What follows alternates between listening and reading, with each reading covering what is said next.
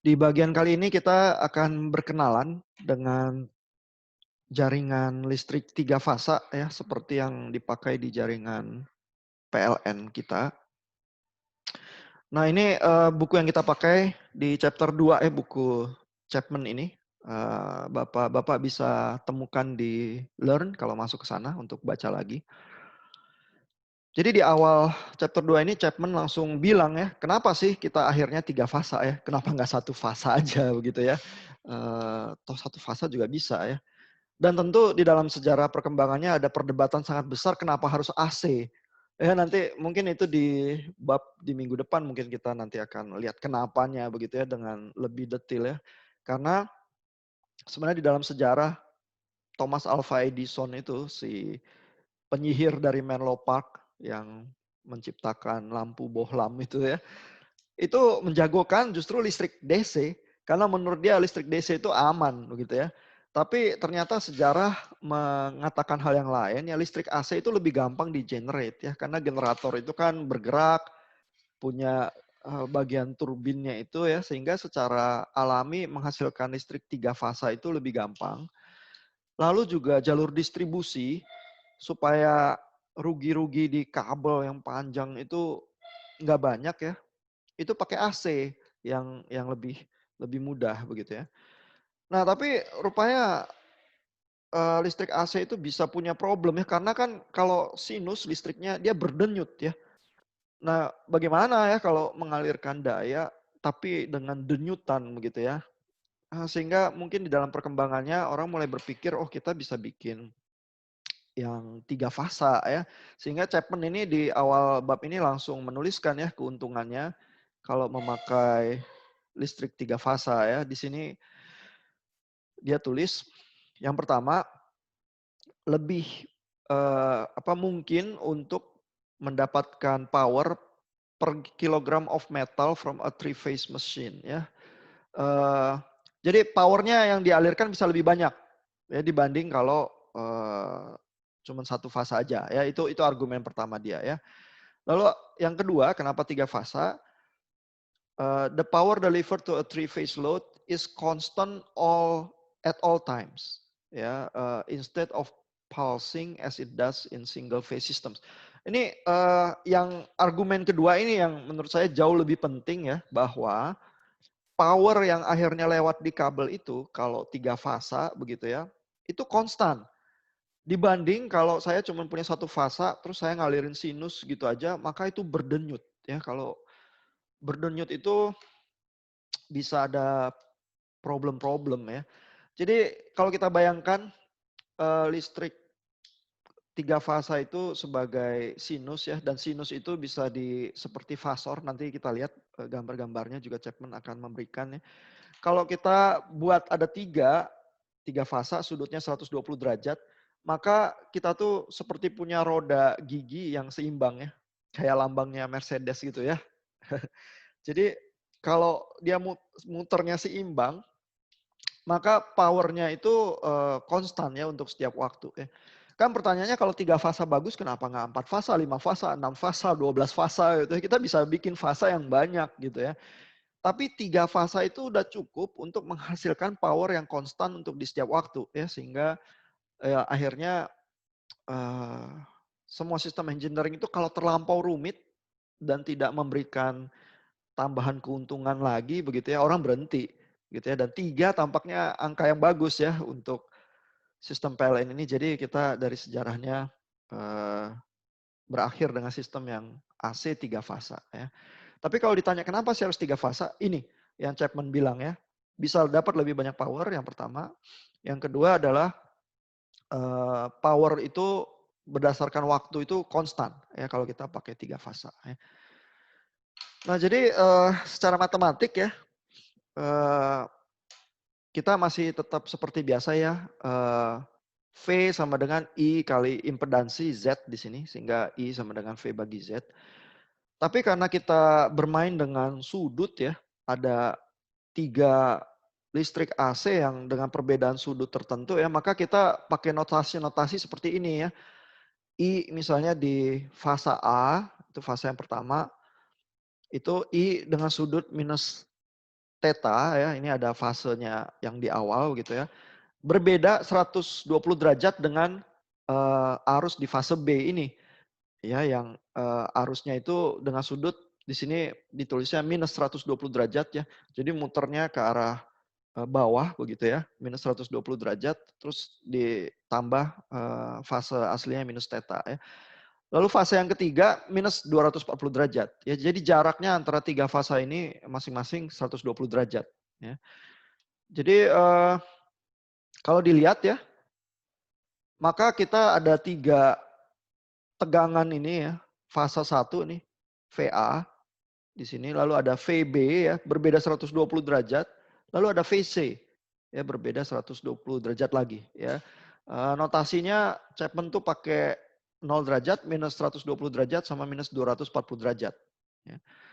Ini bisa saja tiga rangkaian yang terpisah ya, dan tiga rangkaian yang terpisah ini bisa connect ke load-nya masing-masing begitu ya, dengan setiap jalur itu fasanya berbeda ya. Tapi bisa juga digabung jadi satu ya. Pada prakteknya biasanya kita gabung jadi satu ya. Nah ini gambaran fasanya ya, jadi tegangan A ini 0 ya, jadi digambarnya fasornya sudutnya 0 di sumbu X ya. Terus yang B ini ke arah bawah muternya jadi minus 120 derajat. Terus yang C ini ya sebenarnya bisa dibilang plus 120 derajat ya, tapi mungkin demi konsistensi Chapman pakainya minus 240 derajat ya. Karena putaran fasanya dianggapnya A, terus B, terus C gitu ya. Tentu bisa bisa juga ya putaran fasanya A, C, terus B ya, bisa juga ya seperti itu ya. Tetapi ini notasi-notasi yang Chapman pakai ya. Nah, kalau kita punya tegangan ya VA, VB dan VC ya, kita mau gabung jadi satu ya, sehingga terkoneksi ke beban itu bersama-sama ya, ini bebannya Z ini. Kita bisa gunakan konfigurasi semacam ini ya, konfigurasi Y istilahnya karena bentuknya seperti Y gitu ya. Lalu arus ini IA terkoneksi ke impedansi Z yang ini ya, terus balik lewat jalur netral ya. Sedangkan yang VB terkoneksi lewat kepada bebannya ini baliknya lewat jalur netral yang sama ya. Nah, lalu Chapman itu menunjukkan ya, oh coba kita hitung ya, IN itu, I yang lewat di jalur netral ini berapa? Gitu ya, dan di dalam ini Chapman menghitung ya, IA, IB, IC ditulis ya di dalam notasi fasornya semacam ini. Lalu oleh dia di breakdown ya ke dalam cosinus dan sinus. Ya, jadi ditulis bagian kompleksnya, imajinernya gitu ya, karena kan ada sumbu imajiner. Lalu begitu di breakdown, bisa ditulis dalam rumus sinus dan kosinus yang seperti ini, yang rumus kosinus sinus SMA ini, cos alpha minus beta sebenarnya cos alpha cos beta tambah sin alpha sin beta gitu ya. Terus ini di breakdown ya. Sehingga ada bagian-bagian yang bisa saling menghilangkan ya. Begitu kita hitung semua, ternyata IN di terakhirnya ini nilainya itu 0. Ini ya. Jadi Chapman itu menyimpulkan ya, selama tiga beban itu equal ya, sama, maka arus yang balik di kabel netral itu adalah 0. Begitu ya. Ini adalah sistem tiga fase yang disebut balance, seimbang gitu ya. Nah, jadi sebenarnya kalau benar-benar seimbang ya, bebannya benar sama dan tiga fasanya itu fasanya benar bagus ya. Kabel ini nggak ada tuh nggak apa-apa ya, karena nggak ada arus yang mengalir di netral ini gitu ya. Tapi dalam prakteknya kan semua beban ini bergerak ya, generator-generatornya juga ya, sehingga kalau nggak balance ya berarti ada arus yang lewat di kabel netral itu gitu ya. Nah, sejauh ini dulu ada pertanyaan nggak? Ini mungkin hal yang baru ya, biasanya kalau orang belajar listrik PLN awal-awal bingung sih kenapa begini, kenapa begitu. Ada pertanyaan dulu? Jelas sih Pak. Masih oke ya? Iya. Ntar kalau udah mulai bingung teriak aja ya. Iya Pak. Nah, Ya ini Chapman tuh menunjukkan bisa A, B, C konfigurasinya, bisa juga A, C, B ya. Itu tinggal aturan aja secara notasi maunya seperti apa persetujuannya ya. Nah, lalu di bagian berikutnya Chapman tuh mulai memperkenalkan ya, selain koneksi Y ya istilahnya itu tadi yang kayak bintang ya. Lalu ada juga koneksi delta. Ya, kalau kita mau lakukan ya, ini di bawah ini ada gambarnya. Koneksi Y ini di sebelah kiri seperti tadi ya. Fasanya 3, terus keluar 3 line ini masing-masing fasa ke arah beban. Tapi bisa juga kita koneksikan secara delta seperti ini. Ya, segitiga. Lalu masing-masing sudutnya ini mengeluarkan line ke arah beban begitu ya. Nah, untuk dari Y ke delta itu ada perbedaan dan ada konversinya yang biasanya engineer listrik tegangan tinggi itu udah terbiasa begitu ya. Nah, Chapman tuh bilang juga ya, the delta connection is possible because the sum of the three voltages VA tambah VB tambah VC adalah 0 ya. Karena itu kan 3 sinus yang mengalir bersama begitu ya, fasanya beda-beda dan kalau kita lihat fasornya itu seolah-olah kalau itu gaya ya menarik ke segala arah dengan bersamaan begitu ya. Sehingga totalnya itu 0 sebenarnya ya. Sehingga toh tidak ada arus short circuit yang mengalir ya sehingga bisa ya kita buat konfigurasi delta yang semacam ini. Ya. Nah, tapi relasi-relasi arusnya seperti apa? Sehingga ini Chapman menurunkan lagi ya. Ini kalau dia membuat satu perhitungan untuk resistive load dulu ya. Jadi di sini load-nya sendiri bisa kompleks ya. Jadi bisa ada punya bagian real dan punya bagian imajiner. Bagian imajinernya itu bisa dari induktor ya. Jadi kalau barang yang kita supply listrik itu ada kumparannya gitu ya, bersifat induktif. Dia kalau dituliskan bebannya itu bilangan kompleks ya, karena ada bagian J-nya juga imajiner. Kalau dia punya kapasitor ya, bersifat kapasitif, dia punya bagian kompleksnya juga ya. Tapi untuk perhitungan yang di awal ini, si Chapman bilang ya kita resistive load aja karena yang paling sederhana. Jadi loadnya itu bilangan real ya, nggak ada bilangan imajinernya. Ya, terus ininya 3 fasa. Nah sehingga VAN ya, tegangan A terhadap netral, netral ini yang N yang di tengah ini ya, itu disebut V fasa, terus sudutnya 0 derajat, terus yang lain VBN, VCN itu minus 120 derajat dan minus 240 derajat. Ya. Jadi pemodelannya seperti itu. Maka I-nya juga, I yang di A, artinya arus yang keluar dari jalur yang ini ya, fasenya 0 derajat, IB minus 120, IC-nya minus 240. Ya, sehingga untuk koneksi tipe Y, IL itu sama dengan I fase ya, I yang di line itu besarnya sama arus yang mengalur di fasa begitu ya. Nah, tapi apa yang terjadi dengan VA terhadap B ya? VA terhadap netralnya memang seperti ini ya, konfigurasi yang biasa ya. Tapi kalau saya ambil tegangan VA di sini ya terhadap VB begitu ya. Seperti apa ya? Lalu dihitung ya. Jadi kalau VA minus VB dimasukin ya, VA-nya kan 0 derajat, VB-nya minus 120 derajat. Lalu minus 120 derajatnya ini di breakdown ya menjadi bilangan kompleks. Bagian realnya jadi minus setengah, bagian kompleksnya jadi minus setengah akar 3 begitu ya. Sehingga ini bisa dijumlahkan, terus begitu dijumlahkan nanti saya bisa sederhanakan ya, akar 3-nya saya keluarin. Lalu akar 3-nya kalau dikeluarin ini bagian realnya jadi akar 3/2 tambah setengah J begitu ya, bagian yang imajinernya.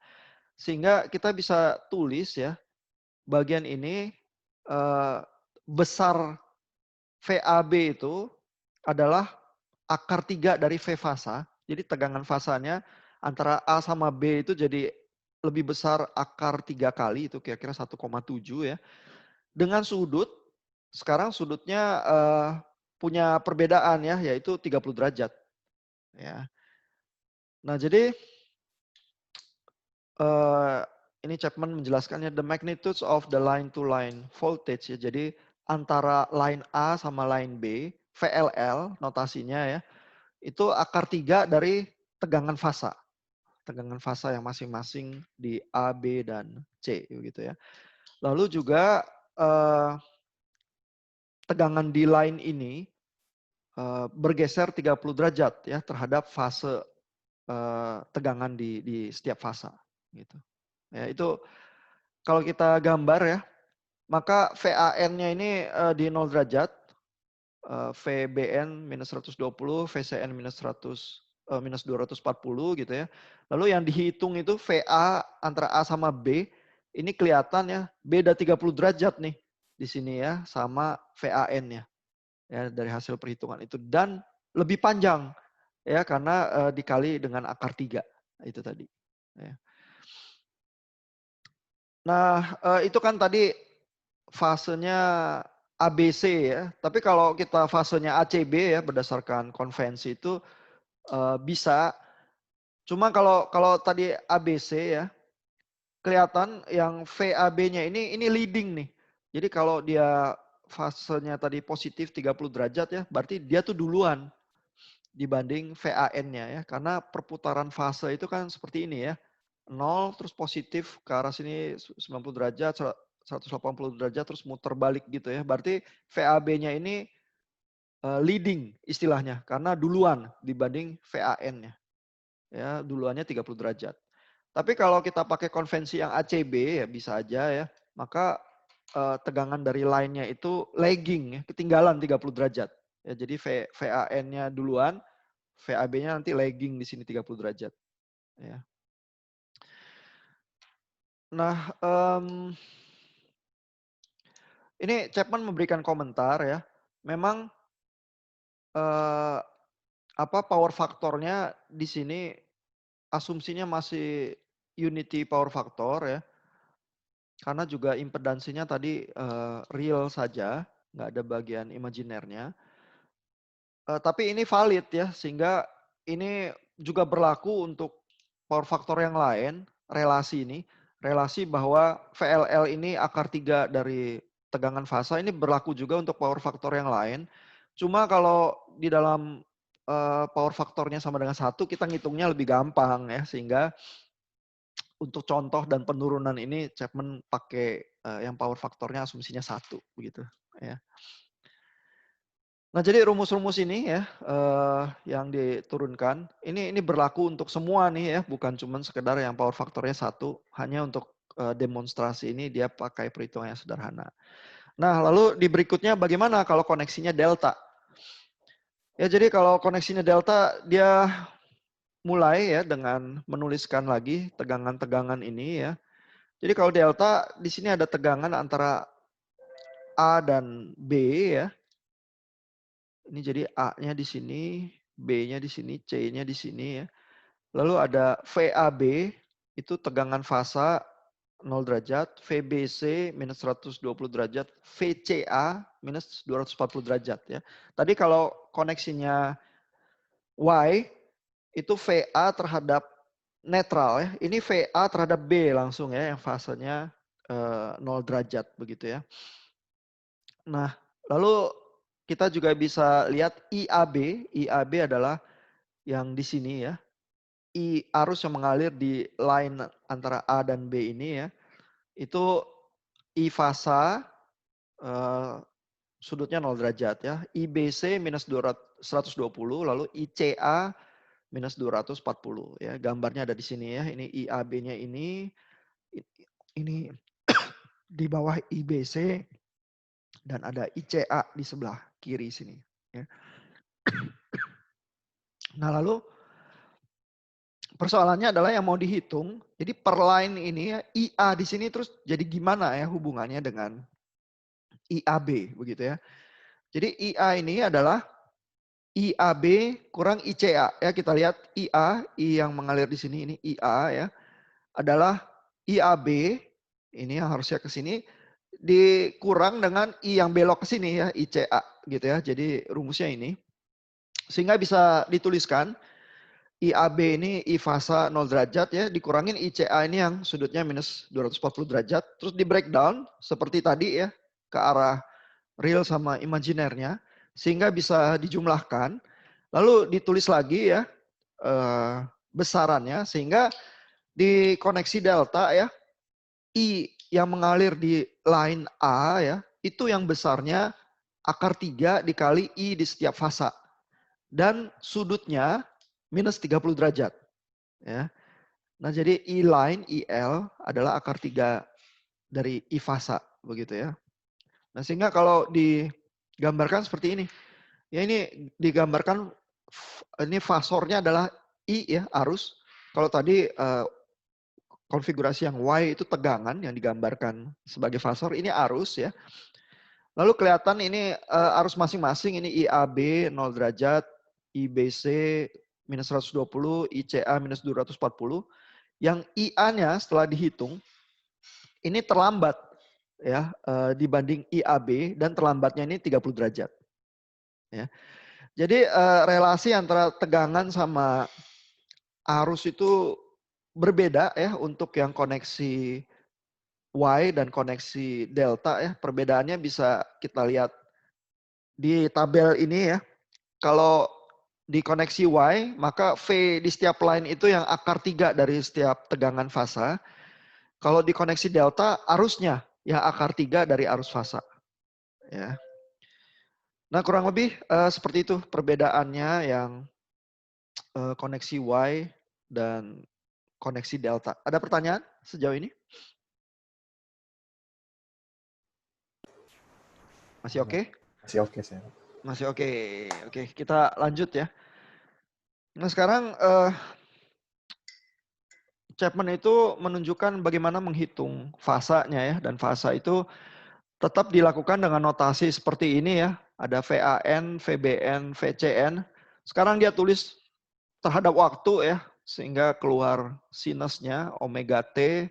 Terus minus perbedaan fasanya. Ada yang minus 120, minus 240. Arusnya juga begitu ya, ditulis dengan notasi yang sama, arus di A, di B, dan di fase C begitu ya. Lalu kan kita kalau mau menghitung power ya, daya itu adalah tegangan kali arus ya. Sehingga kita bisa hitung nih daya di A, daya di B, dan daya di C ya dengan menuliskan V kali I, lalu bagian fasornya di belakang begitu. Dan dengan rumus trigonometri yang seperti ini ya, sin alfa sin beta setengah cos alfa min beta minus cos alfa min beta.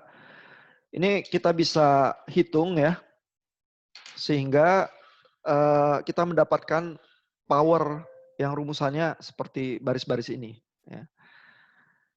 Nah, ini kesimpulannya ya.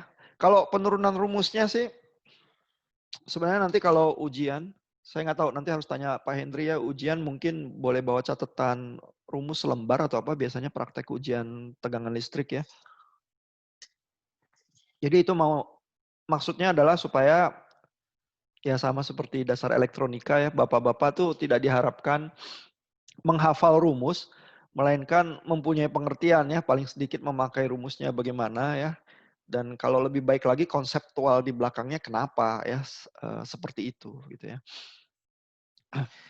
Nah jadi kalau baca buku Chapman lagi ya, jangan habiskan energi untuk ini rumusnya turunnya gimana, karena nurunin rumus itu begitu sekali diturunin ya udah penurunannya seperti itu terus gitu ya, nggak bakal berubah ya. Jadi kurang banyak gunanya juga kalau kita hafal ya.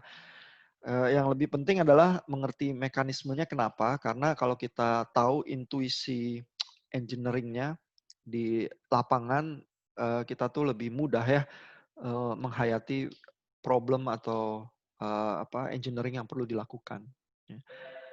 Nah ini Chapman menulis di sini, total power yang disuplai ke load yang 3 fasa itu adalah jumlah dari semua power pada setiap fasa. Ya sehingga power total adalah PA tambah PB tambah PC ya, sehingga itu jumlahnya adalah 3 VI, karena masing-masing ini VI, lalu cos theta, ya. Nah, jadi power yang disuplai pada setiap fasa terdiri ya dari ada bagian yang konstannya VI-nya, tetapi ada bagian yang berdenyutnya itu ya, karena di belakangnya ini kan cosinus ya, jadi kan listriknya AC ya. Nah, akan tetapi bagian yang berdenyut itu di dalam 3 fasa itu saling meniadakan ya, cancel each other ya, karena fasanya 120 derajat ya. Sehingga karena kenyataan ini ya, power total yang disuplai kepada beban 3 fasa yang balance itu adalah konstan untuk setiap waktu. Ya. Nah, ini yang adalah keuntungan terutama ya, kenapa orang pakai 3 fasa. Ya, ini Chapman juga bilang begitu ya, the fact that a constant power is supplied by a three-phase power system is one of its major advantages compared to single-phase sources ya. Jadi power yang konstan ini kalau pakai 3 fasa itu adalah keuntungan yang paling besar ya, kenapa kita pakai 3 fasa bukan 1 fasa saja. Ya. Kalau kita lihat ya, ini Chapman tuh menggambarkan lagi ya, power yang terjadi itu ya, hitungan V kali I terus di bagian yang berdenyut itu ya. Maka sebenarnya masing-masing fasa itu berdenyut ya. Tapi kalau saya jumlahkan power dari yang denyutan fase A, fase B dan fase C, saya dapatnya powernya secara total ini konstan gitu ya. Ini total powernya konstan untuk setiap waktu. Ya jadi seolah-olah kalau yang fase yang satu lagi turun ya di take over sama fase yang lain gitu ya. Sehingga power yang mengalir lewat jalur distribusi PLN itu konstan dan stabil ya dengan melakukan secara 3 fasa seperti ini. Ya. Dan 3 fasa itu cukup ya, jadi nggak perlu 4 fasa. Kalau Bapak lihat ya gambar seperti ini ya, kalau saya pasang 4 fasa dia lebih halus sih ya. 5 fasa, 6 fasa bisa lebih halus ya, tapi nggak diperlukan gitu ya. 3 fasa ini udah konstan juga gitu ya. Jadi sehingga akhirnya kita berhenti pada jaringan 3 fasa ini yang dirasa ya sudah ini udah efisien gitu ya. Nah, lalu Bapak-bapak juga mungkin ingat di pertemuan yang sebelumnya ya ada power yang disebut real power, ini yang P, real power. Lalu ada yang disebut reactive power, Q. Lalu ada yang disebut apparent power, S begitu istilahnya ya. Itu istilah-istilahnya. Lalu kalau ditulis di beban ya, ada bebannya di sini persamaannya I kuadrat beban. Lalu ada bagian cos theta-nya. P itu ditulis seperti ini, real. Reactive power ini ditulis seperti ini dan apparent power seperti ini ya. Nah, saya pasang video di Learn ya. Ada orang yang menjelaskan soal real power, reactive power dan ini ya apa apparent power ya. Ini istilah-istilah yang dipakai ya, real, reactive dan apparent. Mungkin kalau di bahasa Indonesia, textbook bahasa Indonesia itu daya nyata, daya semu. Saya nggak tahu kalau apparent ya.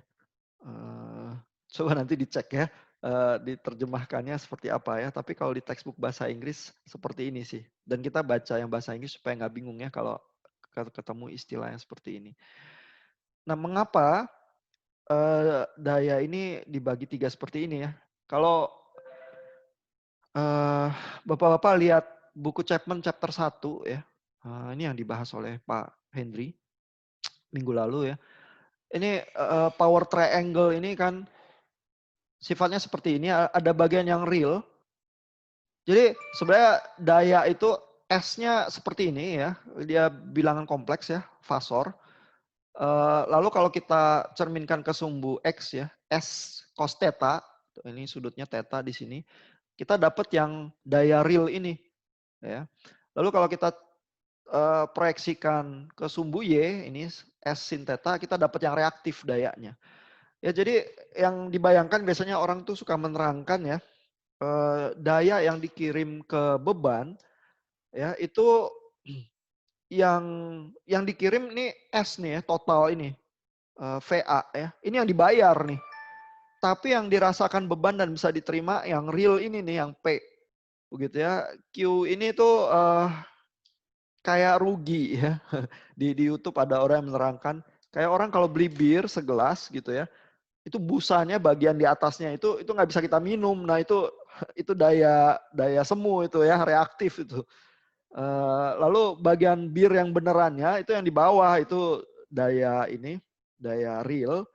Tapi kalau kita beli bir kita bayar satu gelas itu semua ya, nggak bisa cuman bayar airnya doang yang di bawah gitu ya. Jadi yang dibayar itu yang es ini semua. Ya. Nah jadi itu ada hitungannya sendiri di jaringan tiga fasa ya.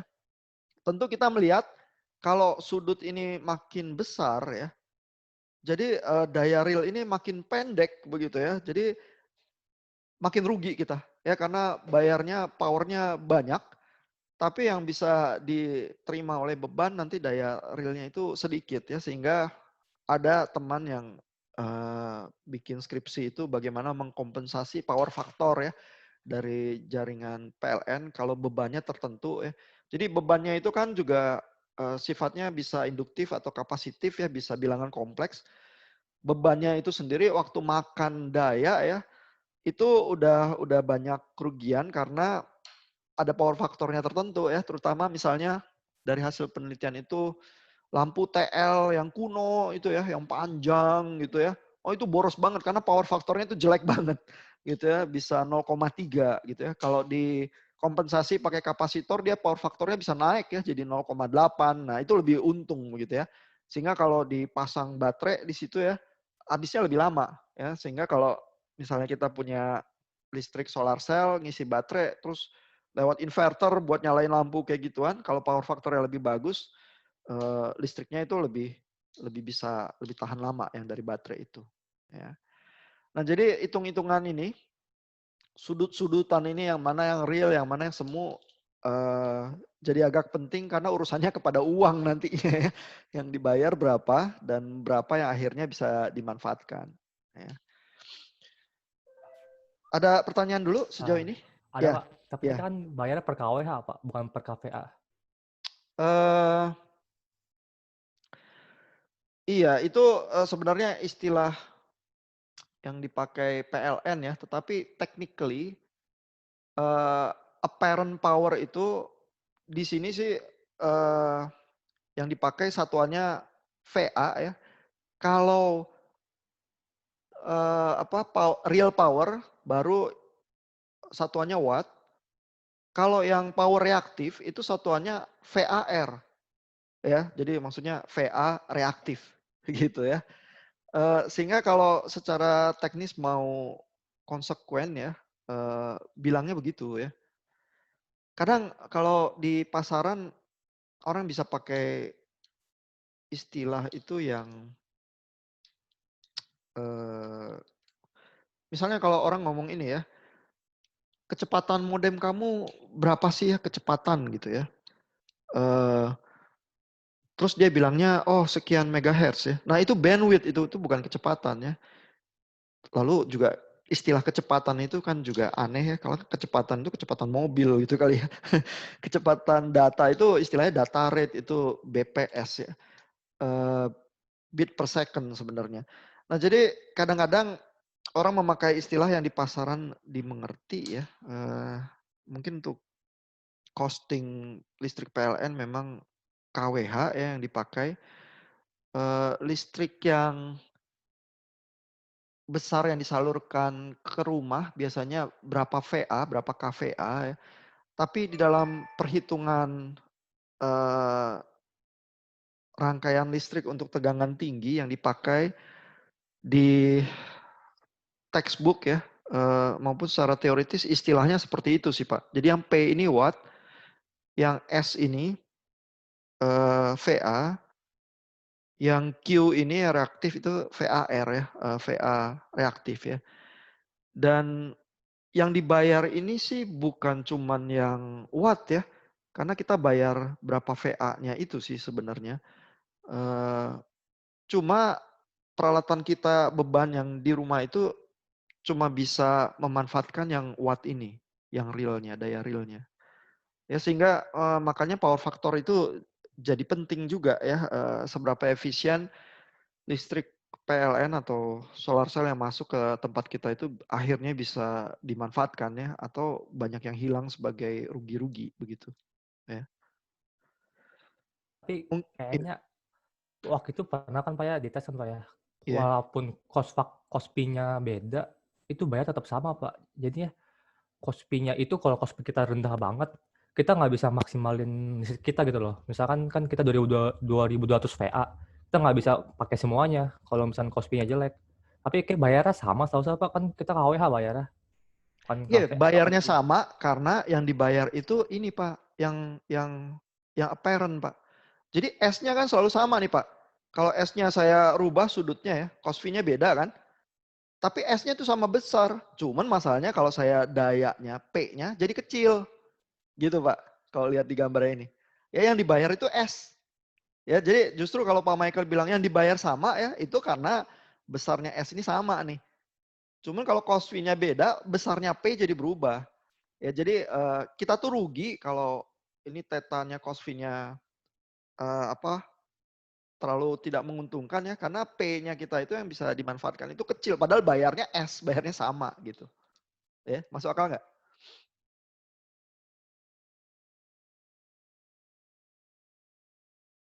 Apa oke? Masuk akal? Saya masih nggak ngerti sih Pak, ya nggak apa-apa. Iya, jadi ini kan di dalam triangle power ini ya, ada 3 daya ya. Yang S ini yang apparent ini yang VA satuannya ya. Lalu yang P ini yang satuannya watt, yang Q ini yang satuannya VAR gitu ya. Yang dibayar ini yang S Pak. Dan yang S ini ya bisa saja ini kalau saya gambar ya, dia itu oh sorry, kalau S-nya misalnya sudutnya beda ya, eh wah kok malah tanda tangan. Bentar ya. Jadi kalau sudut S-nya ini, kalau dibayangkan berubah sudutnya, bukan di theta begitu ya, maka proyeksinya ke P ini jadi bisa lebih kecil ya. Jadi sudut ini S-nya panjangnya sama karena itu yang dibayar, tapi dia bergeser sudutnya nggak theta lagi ya, melainkan ke sudut yang lain begitu ya. Maka proyeksinya nanti ke sumbu X ini ya, ini bisa lebih pendek. Begitu ya, artinya saya rugi gitu karena daya yang saya bisa manfaatkan itu kecil padahal panjangnya S ini tetap sama. Itu yang dibayar gitu. Ya makanya Maksud, Pak, eh, iya. kalau Gimana? saya sama-sama 80 watt, cost fee-nya beda, lebih mahal gitu, ada lebih mahal.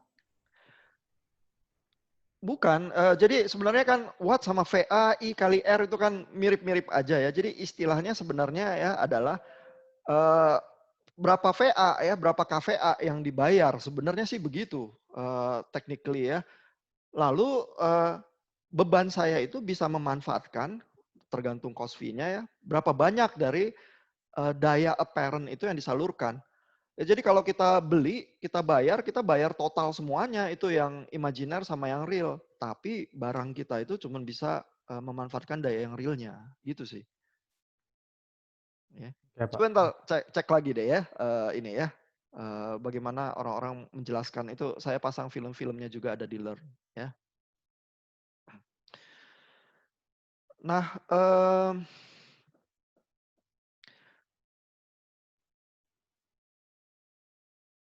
ini tadi perhitungan yang di Chapman ya, yang di bagian ini adalah soal satuan-satuan ya yang ada di setiap fasa ya. Jadi ini tegangan fasa, arus fasa gitu ya. Lalu kalau kita mau hitung berdasarkan besaran-besarannya ada di line ya, maka bisa diturunkan lagi ya untuk misalnya konfigurasi Y ya. Maka P-nya kan tadi 3 kali tegangan fasa kali arus fasa cos theta ya begitu ya. Nah, kalau kita rubah jadi tegangan line, tadi di atas kali kita udah lihat bahwa konfigurasi Y itu, V di line-nya itu adalah akar 3 kali tegangan fasa. Ya, sehingga bagian yang ini, tegangan fasanya bisa kita rubah jadi tegangan line per akar 3 begitu ya. Sehingga kita bisa menuliskan rumus daya real ini juga dengan tegangan line ya, bukan tegangan fasa. Perbedaannya cuman adalah faktor ini ya, akar 3 ya. Tadi kalau faktornya ini 3, sekarang faktor di sini ini akar 3 begitu ya. Nah, untuk yang delta juga kita bisa lakukan sama ya. Tapi kalau delta yang terjadi adalah I-nya nih. I line ini yang adalah akar 3 kali arus fasa ya, sehingga di bagian IL ini yang muncul gitu ya, sehingga rumusnya terakhirnya sama, cuman sebenarnya akar 3-nya muncul dari bagian arus gitu ya, sehingga bagian yang reactive power dan apparent power ini bisa juga ditulis diturunkan dengan cara yang sama ya, seperti ini. Bagiannya reaktif itu di belakangnya sinus theta ya, bagiannya apparent tinggal akar 3 terus kali V line kali I line gitu ya. Jadi ini penurunan rumus yang terjadi. Nah, di sini kembali ya,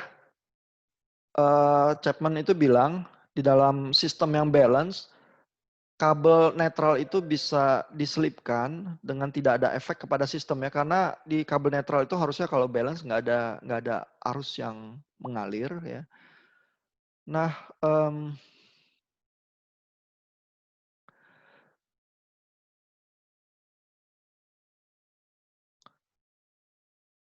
jadi sebenarnya di sini Chapman itu bilang ya,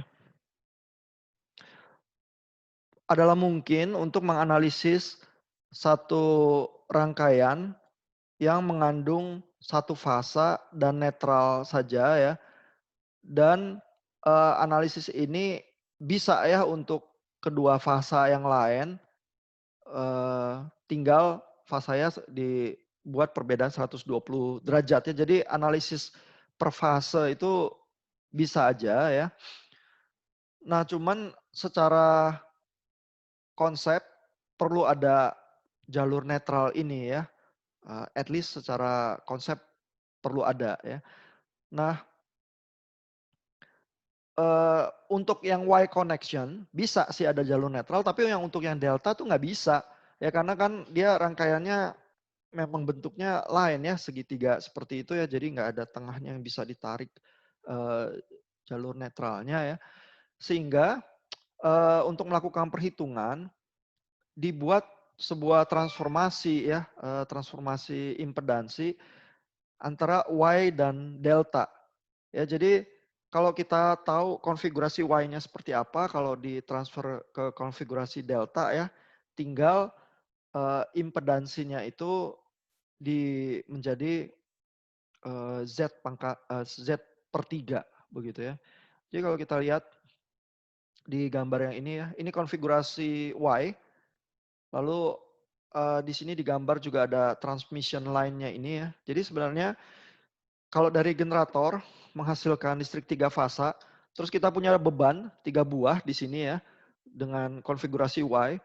Kalau saya tarik kabel PLN ya, di transmission line-nya ini sendiri udah ada resistansi dan induktansi, juga kadang ada kapasitansi ya. Jadi transmission line-nya sendiri itu juga makan listrik ya. Kita akan lihat di chapter minggu depannya tentang distribution line, bagaimana memikirkan tentang bagian transmission line ini ya. Nah, kalau kita rubah ya pakai Y delta transformation ya, maka kita lihat konfigurasi delta yang semacam ini, kalau saya punya beban Z, kalau kita transfer ke yang Y begitu ya, bebannya itu berubah jadi Z per 3. Ya, sehingga rumusnya yang dipakai untuk melakukan perubahan model perhitungan adalah seperti ini ya. Z di konfigurasi Y adalah Z di konfigurasi delta per 3. Ya, kalau kita mau melakukan perhitungan yang semacam itu. Ya, ini ada berbagai contoh soal ya. Kita nggak akan bahas ya, bisa dilihat ya. Mungkin yang Bapak perlu membiasakan diri adalah perhitungan ala fasor semacam ini ya, karena perhitungan di tegangan tinggi kan selalu mainnya fasor karena model matematikanya harus bisa memodelkan 3 fasa begitu ya. Jadi kalau misalnya ini menghitung di line ya gitu misalnya ya, ini hitunglah arus line. Ya arus tegangan bagi beban sih ya. Lalu bebannya di sini ada 2 ya karena ada beban line, kabelnya line sendiri ya, sama beban yang memang beban sesungguhnya begitu ya. Dan masing-masing ini bilangannya kompleks ya. Jadi ini kelihatan nih ada bagian real, ada bagian imajinernya, bebannya juga kompleks begitu ya. Sehingga waktu mau dihitung ya, V bagi Z, nah ini harus di breakdown ke kompleks ya. V-nya misalnya 120 volt, ini sudutnya 0 derajat. Lalu Z lainnya ditulis dalam bilangan kompleksnya, beban Z-nya juga begitu. Nah, dari bilangan kompleks ini selalu bisa ini kalau kompleks begini kan bisa dijumlahkan nih. Tapi yang ini juga bisa selalu yang dari sudut bisa dirubah jadi bilangan kompleks. Ya, sehingga ini begitu dijumlahkan, lalu dioperasikan, nah ini bisa ada sudutnya yang muncul karena ini 0 derajat, ini 37,1 derajat ya. Ini angkanya tinggal dibagi, dapat angka depannya, lalu kelihatan sudutnya minus 37,1 derajat gitu ya. Jadi perhitungannya harus selalu memperhatikan fasenya seperti itu ya, dan terbiasa berpindah dari yang bilangan kompleks ini ke yang notasi dengan derajat itu sih. Kalau itu terbiasa baca soal-soal ini mestinya dengan mudah bisa diikuti ya. Nah ini juga di dalam soalnya ada perhitungan berapa tegangan lainnya dibandingkan tegangan fasa ya. Di atas tadi udah diturunkan dan di summary di tabel ya bahwa kalau tegangan lain itu kalau konfigurasinya Y adalah akar 3 kali tegangan fasanya ya. Jadi ini tinggal masukin rumus sih sebenarnya ya. Cuman harus terbiasa menghitung juga dengan sudut ya. Nah, saya rasa itu ya. Soal-soalnya nggak sulit ya. Nanti coba bisa dilihat sendiri ya. Misalnya ada soal konfigurasi Y semacam ini, lalu disuruh menghitung berbagai besarannya ya. Coba diikuti ya. Nah,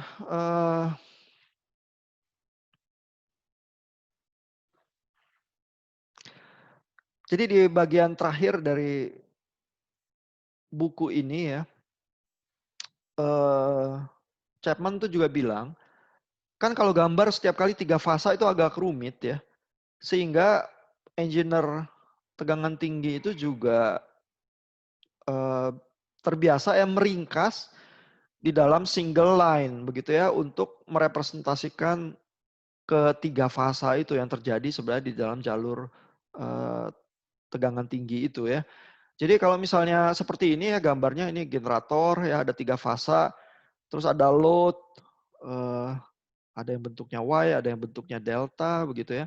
Ini bisa aja diringkas jadi seperti ini ya. Maksudnya ini 3 fasa ya, ini ada generator, Y connected begitu ya. Jadi maksudnya orang udah tahu ada generator ini tuh sebenarnya gambarnya 3 fasa seperti ini. Lalu ke dalam jalur distribusi ini ada bus, terus ada load 1 ini delta connected begitu ya. Di gambarnya cuma jadi satu line begini, tapi sebenarnya seperti ini. Ya, terus lalu ada load 2 ini Y connected begitu ya. Jadi bisa aja sih diringkas di dalam gambaran seperti satu line seperti ini ya. Asal orang tahu bahwa listrik PLN itu di belakangnya 3 fasa. Gitu ya. Lalu ada contoh soal seperti ini lagi ya. Ini 480 volt, terus ada load 1 delta connected,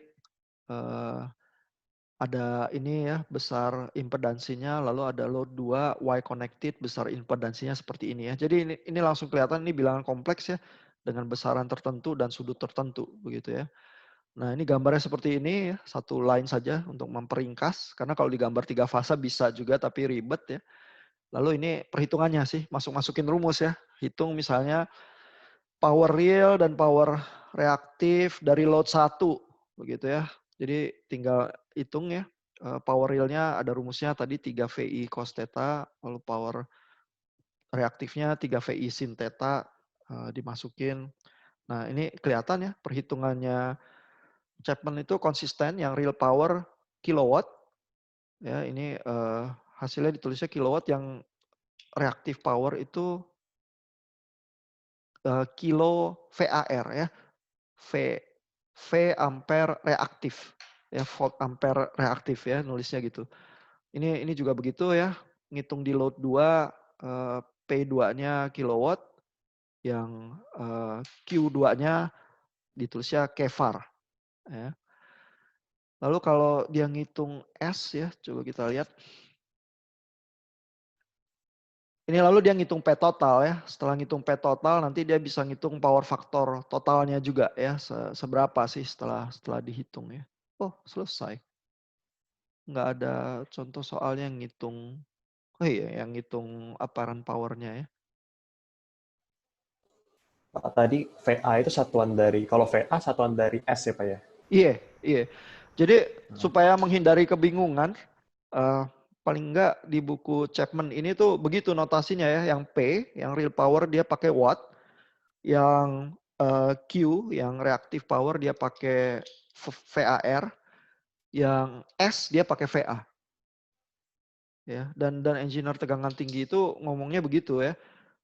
Tapi makanya jangan samakan ya sama orang yang dagang listrik begitu ya. Nanti ngomongnya bisa lain karena konvensi dia bicara satuan bisa berbeda juga sih. Ya.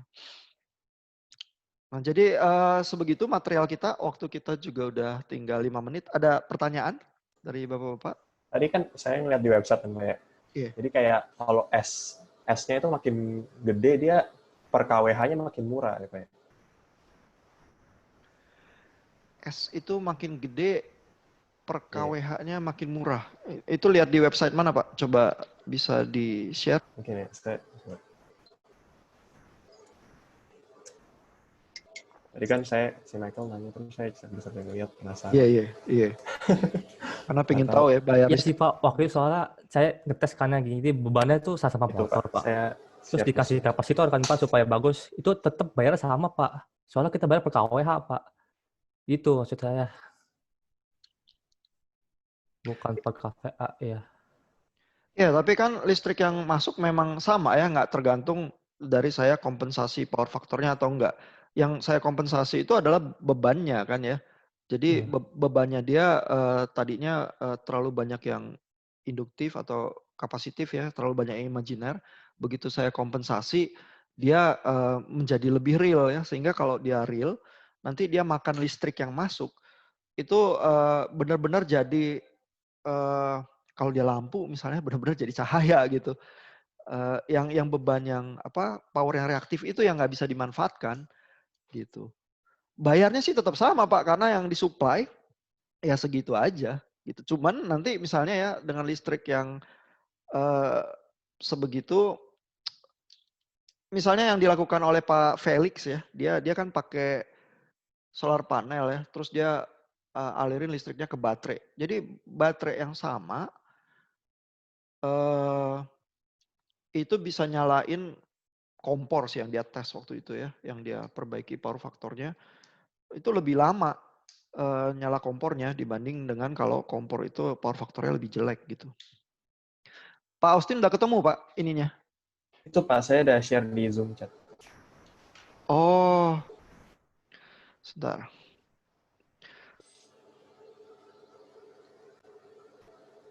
Itu kayak ada golongan-golongannya gitu sih Pak. Jadi kayak golongan listrik. Ini blok personal ya. Ini kayak blok orang gitu. Iya. Jadi nggak tahu benar atau enggak. Iya, dan nggak tahu juga apakah dia konsisten nggak ya pakai istilah-istilahnya ya. Itu mungkin maksudnya kalau itu Pak di pabrik kali ya. Kalau gede-gede lebih murah. Iya kayaknya. Sebenarnya yang butuh efisiensi listrik ya memang pabrik sih ya, karena kan mesin ya. Terus mesin itu makan listriknya banyak, terus kalau power faktornya dia bisa lebih bagusin, dia lebih nggak boros ya. Iya Pak, iya kalau jelek denda Pak sama PLN, pabrik-pabrik. Iya. Ini kan Pak, dia lihat batas daya ya, VA ya. Lalu biaya pemakaian.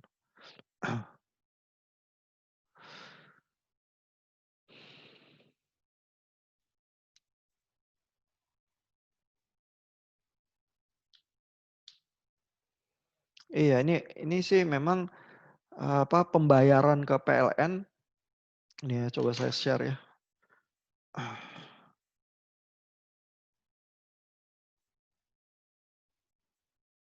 Memang pembayaran ke PLN sih tabelnya ini kan KWH ya. Lalu batas daya yang disuplai memang VA ya.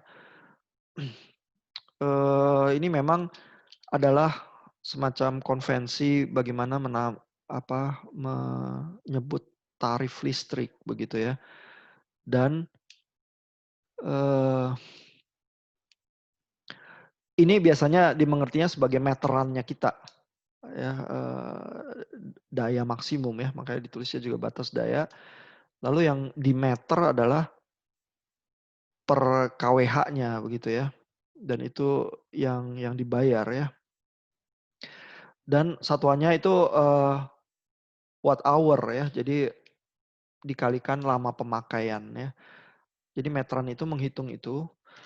Nah, tadi yang dibicarakan di Chapman ya adalah daya yang sebenarnya lebih ke instantaneous ya. Istilah itu juga nanti kalau baca di buku itu daya pada saat itu ya. Kalau ini kan memang udah dikali satuan waktu lagi ya. Kilowatt hour begitu ya, berapa lama makainya, lampunya nyalanya berapa lama dan sebagainya ya. Jadi ada satuan waktunya di situ.